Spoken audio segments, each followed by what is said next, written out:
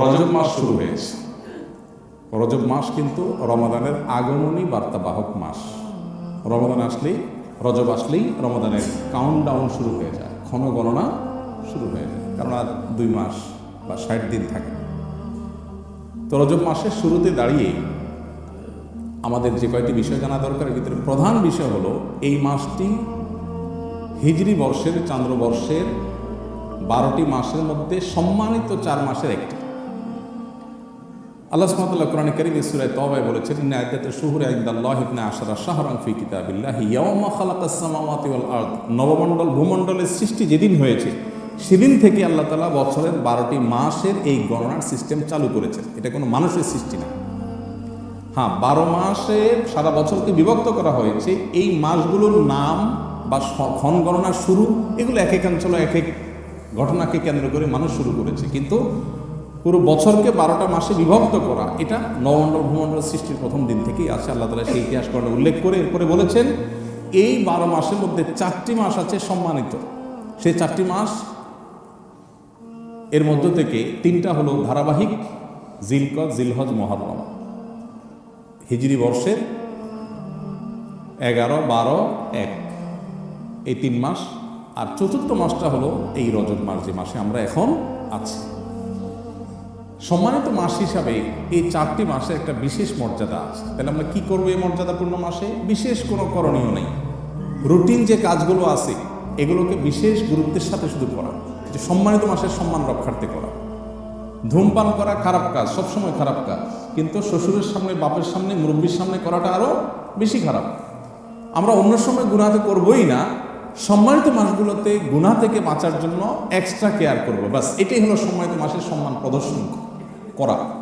আল্লাহ সুবহানাহু ওয়া তাআলা কোরআনে কারীমে সূরা তাওবায় বলেছেন, যালিকা দীনুল কাইয়্যিম ফালা তাজলিমু ফীহিন্না আনফুসাকুম। এই সম্মানিত মাসগুলোতে তোমরা নিজেদের প্রতি নিজেরা পাপাচার করে তোমরা নিজেদের প্রতি জুলুম করিও না।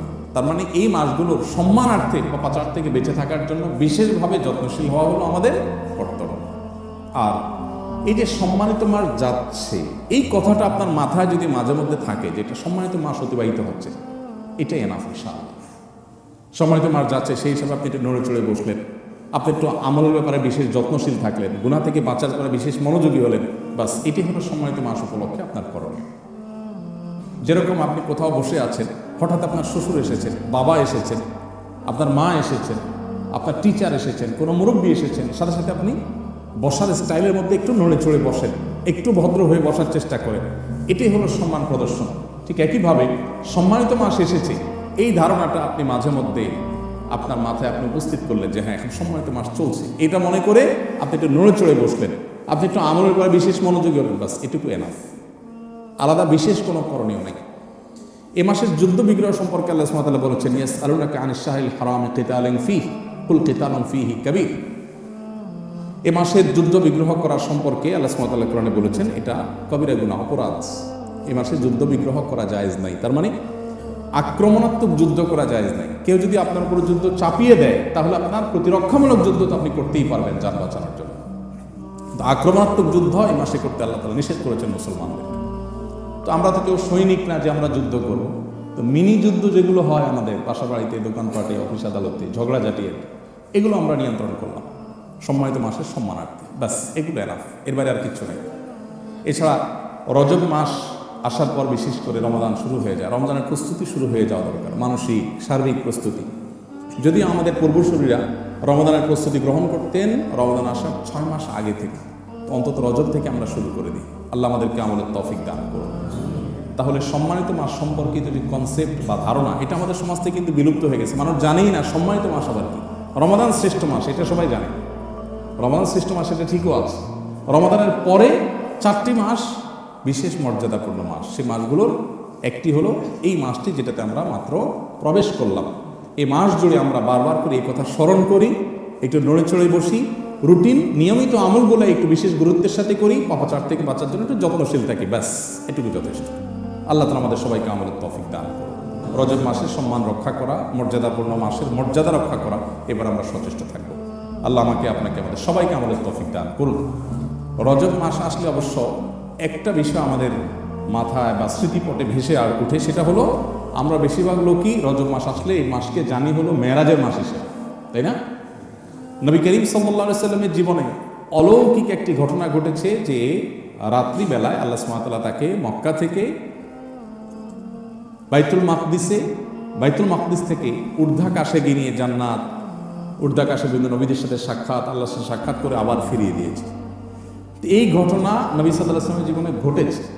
এই ঘটনাটা রজব মাসের 27 তারিখে ঘটেছে বলে লোকমুখে অনেক বেশি প্রচলিত আছে, মর্মে একটি বর্ণনাও আছে, কিন্তু সেই বর্ণনাটা বিশুদ্ধতার সূত্রে, বিশুদ্ধতার মানদণ্ডে উত্তীর্ণ নয়, সেটা সহি বা বিশুদ্ধ বর্ণনা নয়।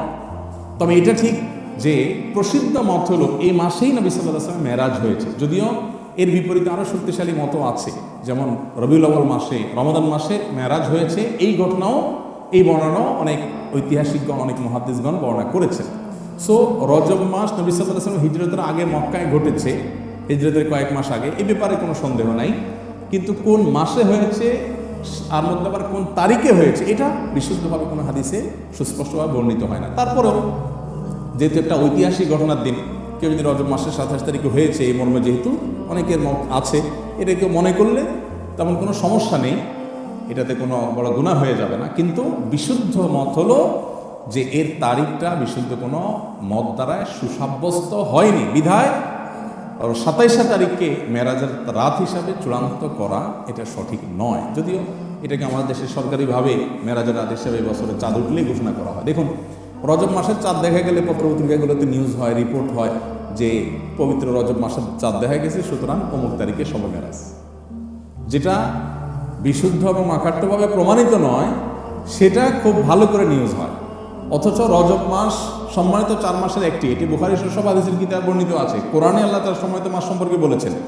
এটা নিউজ হয় না যে রজব মাসের চাঁদ দেখা গেছে, এই রজব মাস সম্মানিত 4 মাসের একটি মাস, রাসূল সাল্লাল্লাহু আলাইহি ওয়াসাল্লাম এই মাসে এই করতে বলছেন, এই করতে নিষেধ করেছেন, এ মর্মে কোনো নিউজ পাওয়া যায় না। আমাদের দেশে আসলে দুর্ভাগ্যজনকভাবে দীর্ঘদিন থেকেই মিডিয়াগুলোতে সুন্নাহর বিপরীতে বেদাতটা বেশি প্রচারিত হয়, যার কারণে মানুষ সঠিকটা না জেনে ভুলটাই বেশিরভাগ ক্ষেত্রে জানে। তো আমরা সঠিকটা জানার চেষ্টা করব, মানুষকে জানাবো।